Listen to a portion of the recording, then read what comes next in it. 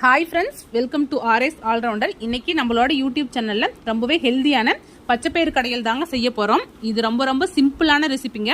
ரொம்பவே குயிக்கா செஞ்சு முடிச்சிடலாம். டேஸ்ட் வைஸ் ரொம்ப சூப்பரா இருக்குங்க. இது இட்லி, தோசை, சாப்பாடு எல்லாத்துக்குமே ரொம்பவே ஆப்டா இருக்கும். இப்போ வாங்க இந்த ரெசிபி எப்படி செய்யலாம்னு சொல்லி வீடியோக்குள்ள போய் பார்க்கலாம். இந்த ரெசிபி பண்றதுக்கு நான் இன்னைக்கு ஒரு 100 கிராம் பச்சைப்பயிறு எடுத்திருக்கேன். பச்சைப்பயிரை நல்லா வாஷ் பண்ணிட்டு ஒரு பாத்திரத்துல ஆயில் எதுவும் ஆட் பண்ணாம இது மாதிரி நல்லா ட்ரையா ரோஸ்ட் பண்ணி எடுத்துக்கோங்க. ஒரு 3 ல இருந்து 4 நிமிஷம் நம்ம நல்லா ரோஸ்ட் பண்ணி எடுத்து செய்யும்போது டேஸ்ட் நல்லா இருக்கும். பச்சைப்பயிறு நல்லா ரோஸ்ட் ஆகட்டும். பச்சைப்பயிறு நல்லா ரோஸ்ட் ஆயிடுச்சு. இப்போ அடுப்பு ஆஃப் பண்ணிட்டு இதை ஒரு பாத்திரத்துக்கு மாத்திடலாம். பச்சைப்பயிறு நல்லா ஆற வச்சு எடுத்தாச்சு. இப்போ குக்கரில் தான் செய்ய போகிறோம். குக்கரில் 2 டீஸ்பூன் ஆயில் ஆட் பண்ணியிருக்கிறேன். எண்ணெய் நல்லா சூடாயிருச்சு. இது கூடவே 1 டீஸ்பூன் கடுகு ஆட் பண்ணிக்கலாம். இது கூடவே 1 டீஸ்பூன் ஜீரகம் ஆட் பண்ணிக்கலாம். கடுகு நல்லா பொரியுது. இது கூடவே ஒரு கைப்பிடி அளவு சின்ன வெங்காயமும் ஒரு 10 பல்லு பூண்டு ஆட் பண்ணிக்கிறேன். இது கூடவே ஒரு கொத்து கருவேப்பிலை ஆட் பண்ணிக்கிறேன். வெங்காயம் வதங்கிறதுக்காக கொஞ்சமாக உப்பு ஆட் பண்ணிக்கலாம். வெங்காயம் ஒரு 2 நிமிஷம் நல்லா வதங்கட்டும். வெங்காயம் ஒரு 2 நிமிஷம் நல்லா வதங்கிடுச்சு. இப்போ இது கூடவே 2 பச்சை மிளகாய் ஆட் பண்ணிக்கிறேன். இது கூடவே மீடியம் சைஸ் தக்காளி 4 தக்காளி ஆட் பண்ணிக்கிறேன். நல்லா வதக்கிடலாம்.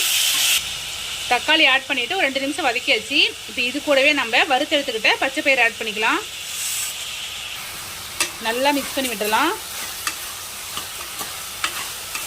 இந்த ஆயிலே ஒரு 2 நிமிஷம் நல்லா வதங்கட்டும். இதுக்கப்புறம் நம்ம தண்ணி ஆட் பண்ணிக்கலாம். ஒரு 2 நிமிஷம் நல்லா வதங்கிடுச்சு. இப்போ பருப்பு வேகிறதுக்கு தேவையான அளவு தண்ணி ஆட் பண்ணிக்கலாம். இப்போ இது கூடவே ஒரு 1/2 டீஸ்பூன் மஞ்சத்தூள் ஆட் பண்ணிக்கிறேன். 1 டீஸ்பூன் சாம்பார் பொடி ஆட் பண்ணிக்கிறேன். மசாலா உங்களோட காரத்துக்கு ஏற்ப ஆட் பண்ணிக்கோங்க.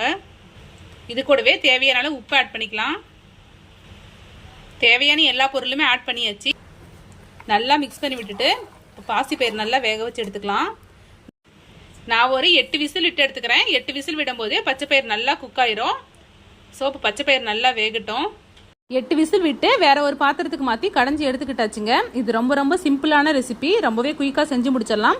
எனக்கு இந்த அளவுக்கு திக்னஸ் வேணுங்கிறதுனால நான் தண்ணி எதுவுமே ஆட் பண்ணிக்கல. சப்போஸ் நீங்கள் தண்ணி ஆட் பண்ணிக்கிற மாதிரி இருந்தால் இன்னொரு கொதி விட்டு எடுத்துக்கோங்க. நம்ம ஆல்ரெடி பச்சைப்பயிரை தாளிச்சு விட்டு தான் வேக வச்சு எடுத்து கடைஞ்சிருக்கிறோம். ஸோ இப்போ தாளிப்பு ஆட் பண்ணணும்னு அவசியம் இல்லைங்க. இந்த ரெசிபி இட்லி, தோசை, சாப்பாடு, சப்பாத்தி எல்லாத்துக்குமே ரொம்பவே ஆப்டாக இருக்குங்க. டேஸ்ட்டும் ரொம்ப சூப்பராக இருக்கும்.